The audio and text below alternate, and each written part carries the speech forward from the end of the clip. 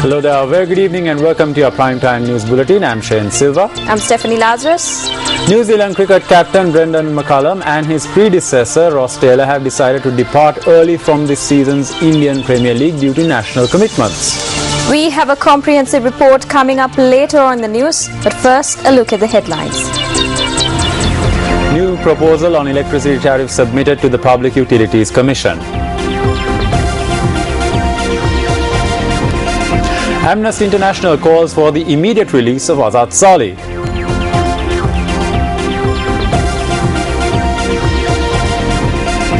Special commodity levy on imported potatoes increased. And the Met Department warns of thundershowers accompanied by strong winds and lightning. Former Deputy Mayor of Colombo, Azad Salih, who is under arrest, has been admitted to the National Hospital in Colombo. Meanwhile, issuing a communique, human rights watchdog Amnesty International says that Azad Salih must be released immediately or charged with an internationally recognizable criminal offence. Amnesty International notes that Salih had told journalists on the 29th of April that he was in hiding because he feared for his safety after receiving threats. Amnesty International's Deputy Asia Pacific Director, Polly Trescott, said Azad Salih's arrest and the harassment he has faced over the past weeks is indicative of the climate of fear the government critics in Sri Lanka are forced to live under. Trescott says that Salih appears to be the latest victim in the intensifying crackdown on dissenting views. She goes on to note that, quote, journalists, the judiciary, human rights workers and opposition politicians like Salih are among those who have been targeted through threats, harassment and vicious violent attacks, unquote. Meanwhile, speaking at a media briefing convened today, Azad Salih's daughter expressed these views. We will hope and we will hope for the best that justice will take place, and I will pray for my dad, and I want all of you, the public, to pray for my dad to be with us, with all of us, and to make us a bit more stronger, and we will definitely face whatever it is, and we make sure he's safe. But right now all what I'm concerned about is his health. So I plead to whoever it is in authority to please take action to release him as soon as possible, because right now I have nothing else to ask from.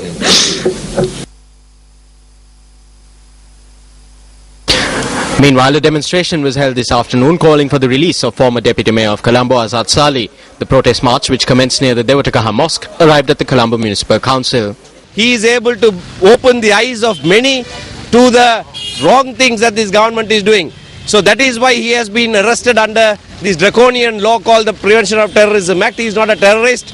Today, we are asking the government, we are demanding that he be released immediately, and that government should change its ways. He was a man who wanted to unite the Sinhalese, Tamil and Muslim people of this country under the theme Unity through the Devolution of Power. He stood for the country, uniting the Buddhist, Hindu, Muslim and Catholic people. We demand that the government release him immediately. Security had been beefed up during the demonstration.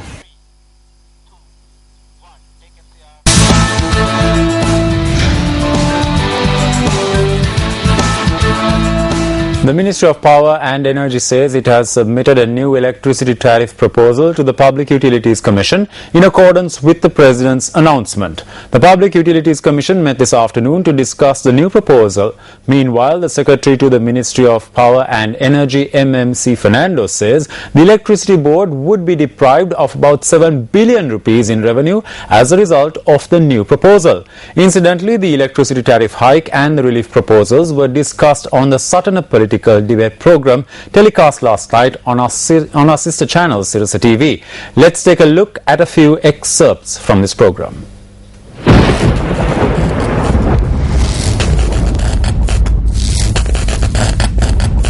දමලා අවුරුද්දට ඇස් දෙක බැඳලා කණා මුට්ටි ගහන්නේ. මේක ඉස්සර දමාට කරකෝලා යවන්නේ. This is how they wave it around. They wave it around and say this is the price.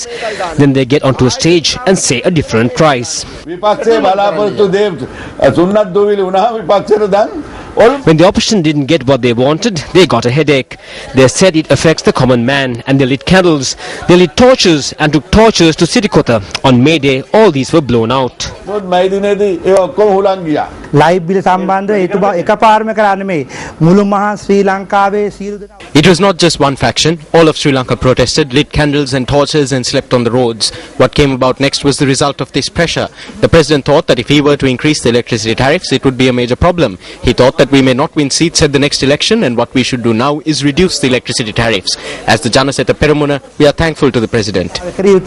මේ වෙලාවේ විදුලි බිල අඩු කිරීම නම් ඒ එනුවෙන් අපි ජනසෙට පෙරමුණෙන් ජනාධිපතිතුමා ස්තුතිවන්ත මේ 20ට කලින් Our stance is that this should be reversed before the 20th of May. Thereafter we can discuss the best way in which to revise it. හදන්න පුළුවන්.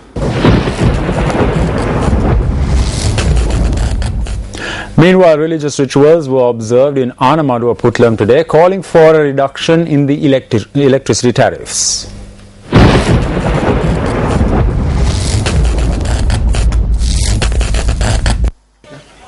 The ritual was performed at the Ayanayaka shrine in Anamadua Putlam. A group including parliamentarian Palita Range Bandara participated in this ritual. When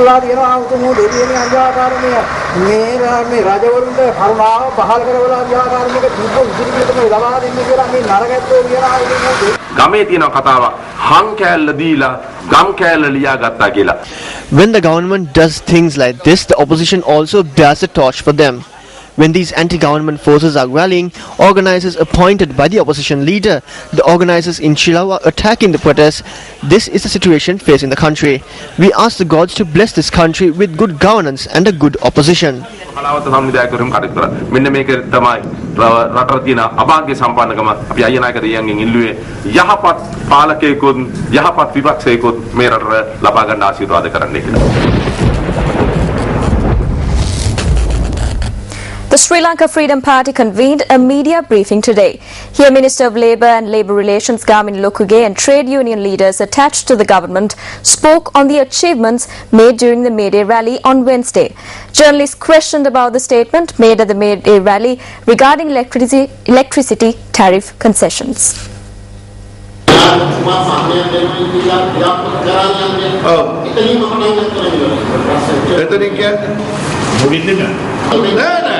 යමක් ක්‍රියාත්මක කරන්න ගියාම තමයි ඒකේ තියෙන අඩුපාඩුව නැත්නම් ජනතාවට තියෙන බර දැනෙන්නේ.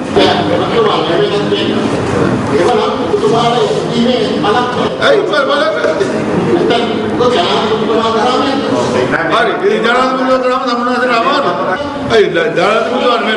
ජනාධිපතිතුමා රටේ නායකයා. නෑ හරි තමුන්නාන්සේ කියන එක තමයි.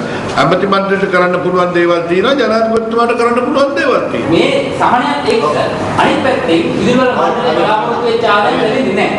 එතකොට අනිත් පැත්තෙන් ඒක මහා භාණ්ඩගාරය දෙන්න ඕනේ. එතකොට මහා භාණ්ඩගාරය දෙනවා කියන්නේ ආපහු අපේ පරිප්පු වැඩේ භූමි දේල ටිකෙන් ආපහු ගන්නවා කියන එක. එතකොට මම කියන්නේ ඔබතුමාට කියනවානේ මුලින්ම මේ සලස්ම හදද්දිම සාමාන්‍ය දුප්පත් මිනිස්සයා මගේ ඇරලා ඒක අය කරගන්න පුළුවන් නිසි ක්‍රමවේදයක් යෝජනා කරලා ඒක කරන්න. කෙලිම උත්තරය දෙන්නම්. මොකද වෘත්තීය සමිති නෙමෙයි මිල වැඩි කරේ. විදුලි බල මණ්ඩලය.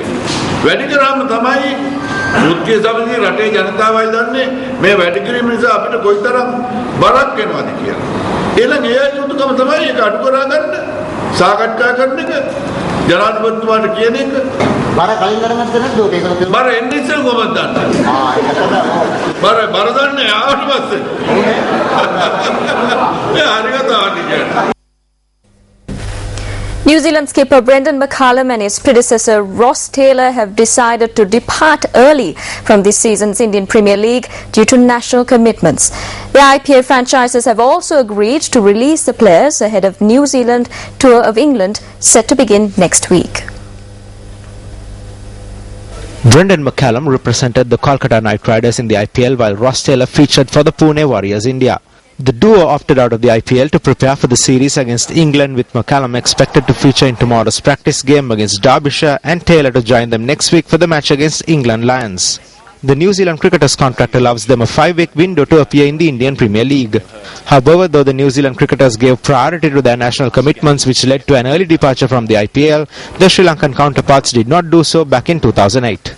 When Sri Lanka was to tour England for a test series that year, the cricketers were reluctant to honour their national commitments in the interest of honouring their respective IPL contracts. I still can remember in 2008 when we organised a tour to England while we had the IPL tournament. What we told the players to try and play in the IPL, come and play in the practice matches and then play the test series. What they did, they went to the president, they got blessings from the president, went to the minister and got approval, and ultimately we had to cancel that England tour. I think this is a very good eye-opener for all of us, especially the present national cricketers, not only the cricketers, the administrators who run cricket today, people who hasn't understand the value of playing for your country.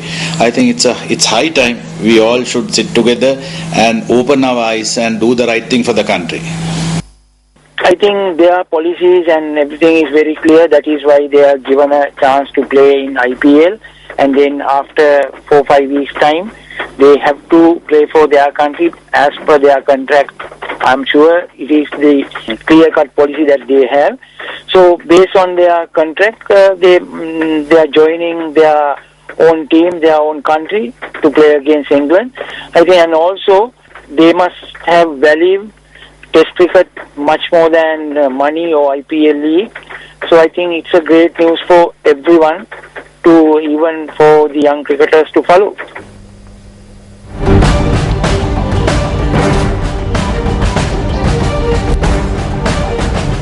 Indian High Commissioner to Sri Lanka Ashok K. Kanta, who completed his tenure as High Commissioner, called on President Mahinda Rajapaksa this morning at Temple Trees.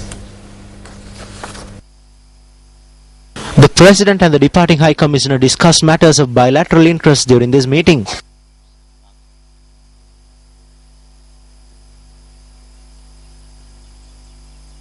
Ashok K. Kanta has been appointed as the Secretary for East Asian Affairs at the Indian Foreign Ministry.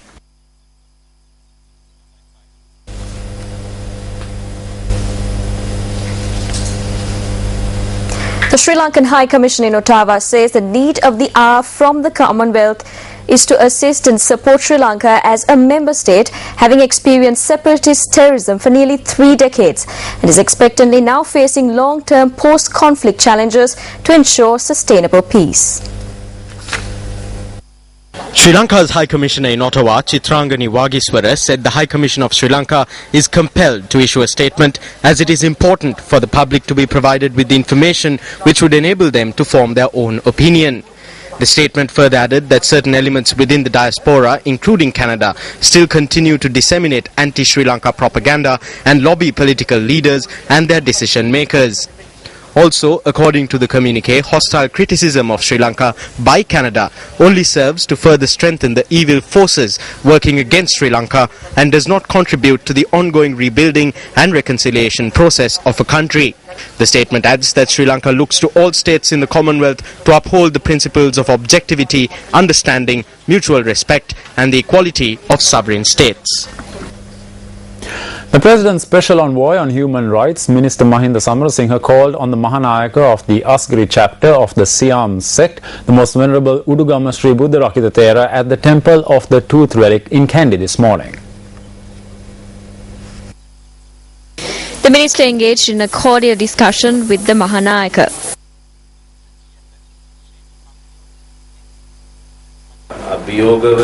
We have done things that cannot be done in a short span of time to overcome challenges. 3 years and 10 months is a short time period.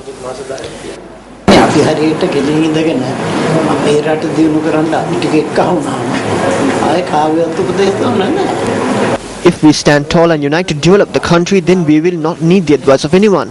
What is needed at this time is for people to come together, casting aside the party system.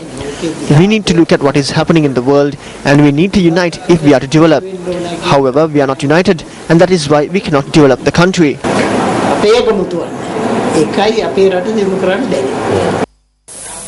Later, the minister paid homage to the sacred tooth relic.